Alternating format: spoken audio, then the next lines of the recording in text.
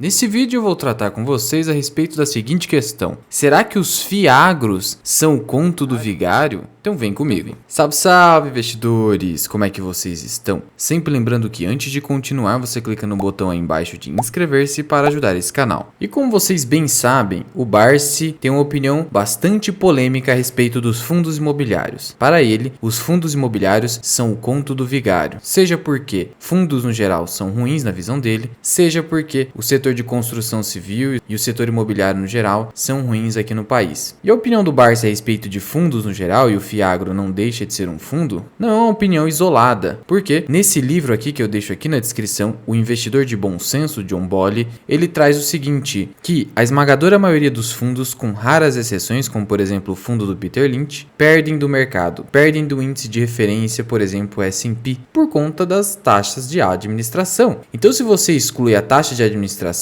ou você a reduz drasticamente, você já está protegido contra a perda de rentabilidade no longo prazo. E esse é um argumento do Barsi. Fundos imobiliários têm a taxa de administração que acaba reduzindo a sua rentabilidade no longo prazo. Mas bom, os fiagros têm algumas especificidades, algumas diferenças em relação aos fundos imobiliários, apesar do tratamento tributário e legislativo muito similares, tanto que a CVM praticamente fez um copia e cola da regulamentação do fiagro em relação à regulamentação dos fundos imobiliários. Primeiro ponto que eu gostaria de destacar para vocês é que o agro no país é uma referência, tanto assim que o Banco do Brasil conseguiu alcançar dentro da carteira de crédito do agronegócio a marca de 300 bilhões de reais. Isso em dezembro do ano passado. É um setor que em 2023 vai crescer mais do que 2022. E é um segmento de atividade que representa 1/4 do nosso PIB e que representa 40% das nossas exportações, sendo que só o PIB do agronegócio é maior que o PIB da Argentina. Então o Brasil ele é sim uma referência no agronegócio. Isso é inegável e praticamente todos sabem disso. Só para você ter uma ideia, mesmo com a carteira de crédito tão esmagadora assim de 300 bilhões de reais e que foi responsável pelos altos resultados do Banco do Brasil de BB Seguridade, esse setor ainda cresce e tende a crescer. Tanto que aqui no guidance do Banco do Brasil em 2023, ele prevê um aumento da carteira de crédito do agronegócio que pode beirar 15% acima da carteira de crédito de pessoa física e das empresas no geral. Ou seja, mesmo o agronegócio já sendo gigante no país, ainda tem espaço para crescer. Isso tende a melhorar por conta do fiagro. Caso você não saiba, o fiagro ele foi incluído na nossa legislação pela lei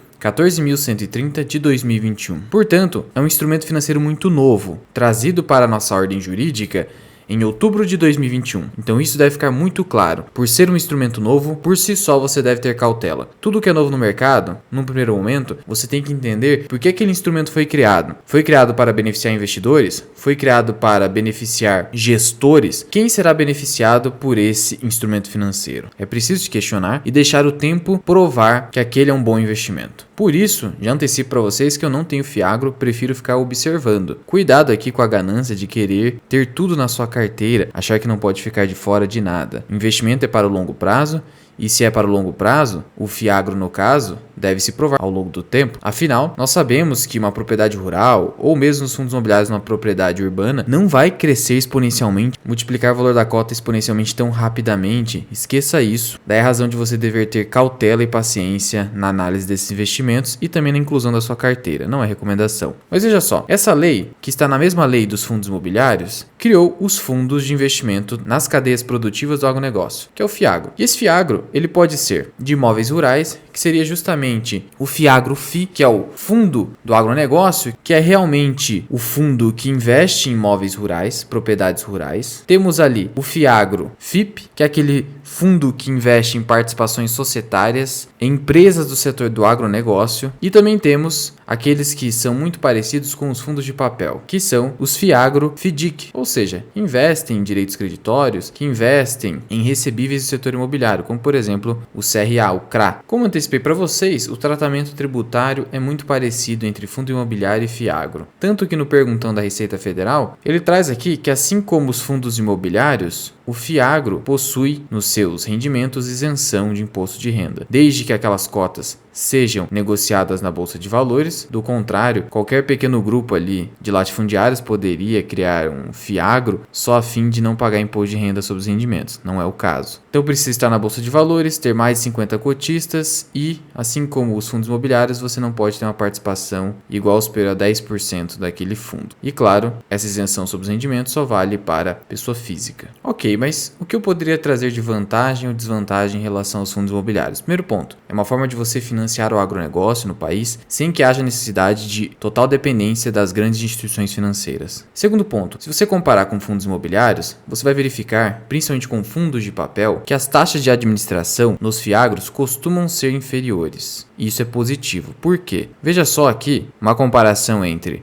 o DEVA11, que é um fundo imobiliário de papel, ele tem aqui como taxa de administração 0,2% ao ano, mais uma taxa de gestão 1%, 1,2% ao ano, mais a taxa de performance de 10% do que exceder o CDI. Agora vamos pegar aqui o FIAGRO da própria Devante, mesma gestora, e olha aqui o quanto ela cobra. Ela cobra taxa de administração de 0,13, mais 0,87 de taxa de gestão, logo isso totaliza 1% ao ano, mais a 10% aqui de taxa de performance. Então você tem uma diferença de 0,2 entre as taxas de um fundo imobiliário de papel e um FIAGRO. Dessa forma, esse aqui já seria um motivo por si só para optar, caso você queira optar, entre um fundo imobiliário e um FIAGRO, a menor taxa. E aqui estamos falando de uma mesma gestora, que é a Devante. Um segundo ponto que você poderia elencar como vantagem do FIAGRO em relação ao fundo imobiliário de papel é o seguinte: vamos utilizar novamente aqui a comparação entre o DEVA11 e o DCRA11, que é o FIAGRO da Devante. Aqui estou com o portfólio do DEVA11. Você percebe que a maioria dos títulos, que são CRIs, possuem como indexador principal IPCA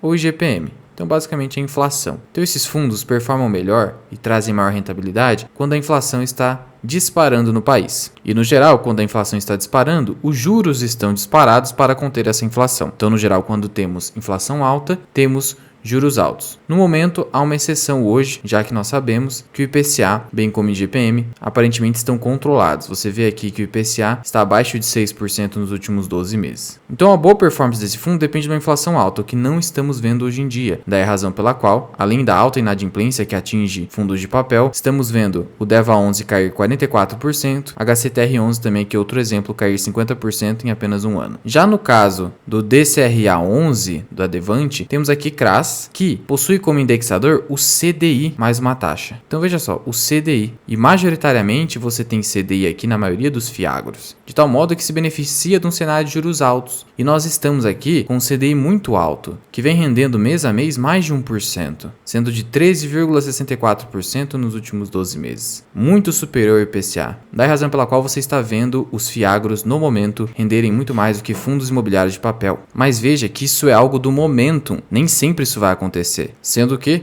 já estamos ali com uma Selic muito alta, então a tendência é que ou esses FIAGROS se estabilizem ou sofram alguma queda, como nós vimos no passado com os fundos de papel. Por que vocês acham que houve toda essa queda aqui de mais de 40% no DEVA11 e no HCTR11? Porque o pessoal estava comprando aqui em cima quando esses fundos estavam com o IPCA lá nas alturas 10, 11%, e esses fundos pagando 1 ou até 1,5% ao mês. E isso gerou uma enorme ganância, fazendo com que essas pessoas perdessem muito dinheiro com toda essa queda atual. E estamos vendo essa ganância toda com os FIAGROS. Veja só, se eu for aqui na listagem de FIAGROS dentro do Investidor 10, nós temos aqui os principais FIAGROS. E você vai perceber o seguinte, vou abrir aqui o RISA. Veja só, o RISA está caindo um pouquinho nos últimos 12 meses, bem pouquinho, mas veja aqui o PVP, negociando no valor patrimonial da cota, ou seja, já não negocia com nenhum desconto, mesmo com toda essa queda aqui. Vamos pegar outro, o do Itaú, o RURA 11, negociando com ágio acima de 1 a relação preço ao valor patrimonial da cota, e vem se valorizando. Vamos pegar aqui também o do Quineia, olha só, de novo, acima de 1. O fundo da Suno, no valor patrimonial da cota. O fundo da XP, ágio em relação ao valor patrimonial da cota. E só mais um aqui, o da Valora, também com ágio. Ou seja, estamos vendo que esses fundos estão negociando com ágio. Por quê? Porque o CDI está nas alturas e o portfólio desses fundos é bastante vinculado ao CDI. Então, quando os juros no país começarem a cair, e a tendência é que isso ocorra a partir do final do ano, desde que a economia não se deteriore mais, poderemos ver sim queda nos FIAGROS. Então, além da cautela necessária que a gente deve ter com instrumentos financeiros novos, devemos também ficar cautelosos com toda essa euforia que está ocorrendo, porque esses fundos estão entregando uma alta rentabilidade. E a gente sabe que o agro brasileiro é bastante cíclico. Além do fato do agro brasileiro ser cíclico, a taxa de juros tende a cair, porque já chegou num patamar muito elevado. E esses fundos ficaram caros por isso, todo mundo comprando por causa da altíssima rentabilidade no momento. Precisamos aprender com os erros do passado. Olha o que aconteceu com as pessoas que compraram lá no topo HCTR11 e DEVA11 quando o IPCA e também o IGPM estava nas alturas. Por fim, eu preciso ressaltar para vocês que não há como eu afirmar de plano que os fiagros são o conto do vigário. Eu prefiro, obviamente, evitar fundos no geral, porque eu concordo com a opinião do John Bolly. Fundos, na minha visão, são a última rácio, o último caso que eu irei recorrer para diversificar a minha carteira. Prefiro evitar taxas, porque taxas atrapalham muito sua rentabilidade. Prefiro também fugir de investimentos da modinha, e o fiagro parece ter se tornado um investimento da modinha. Prefiro fugir de investimentos extremamente novos, como é o caso do fiagro, mas não posso dizer que é um conto do vigário, porque ainda não houve tempo para esse instrumento financeiro se provar aos investidores e ao mercado financeiro. E cabe lembrar aqui a vocês que, embora seja muito interessante investir no agro brasileiro, um fundo não é o único meio para você alocar seu capital no agronegócio. Você tem várias empresas de bolsa aí interessantes, como a SLC Agrícola, como a Brasil Agro. Você tem a Klabin, você está investindo indiretamente no setor do agronegócio. Você tem, por exemplo, o Banco do Brasil, que você está investindo no agro brasileiro, já que a maior parte da carteira de crédito do Banco do Brasil decorre do crédito agro, portanto você tem outros meios já conhecidos e provados no tempo. Ademais, como eu mostrei para vocês, o mercado está muito eufórico, muito ganancioso com esses fundos e eles ficaram aparentemente caros. Portanto, não estou fazendo nenhuma recomendação, só estou pedindo cautela para que você não perca dinheiro com instrumentos novos, e aparentemente o fiagro foi criado apenas para beneficiar os grandes produtores rurais. Foi criado para facilitar o acesso ao crédito desses produtores rurais. Não foi criado para ajudar investidores. Então, muito cuidado com isso. Entenda a intenção por trás da criação também desse fundo. Só o tempo dirá quem está certo afinal. Por enquanto, como eu disse, prefiro ficar observando. E se você quiser aprender mais sobre investimentos, considere se tornar membro do canal associado Mirai. Você recebe aulas exclusivas e até o nosso mini curso de imposto de renda com 10 aulas acumuladas, como declarar seus fundos imobiliários, suas ações, seus investimentos no exterior, aluguel de ações, BDRs, ETFs e muito mais no passo a passo do imposto de renda. E você também tem aulas de indicadores da análise fundamentalista, lives exclusivas comigo e muito mais. Associado Mirai você pode cancelar a qualquer momento. Mas já vai deixando aqui nos comentários qual a sua opinião a respeito dos fiagros. Muito obrigado por ter ficado comigo até aqui. Eu sou o Luan, esse que é o canal Mirai Invest. Até o próximo vídeo. Fui!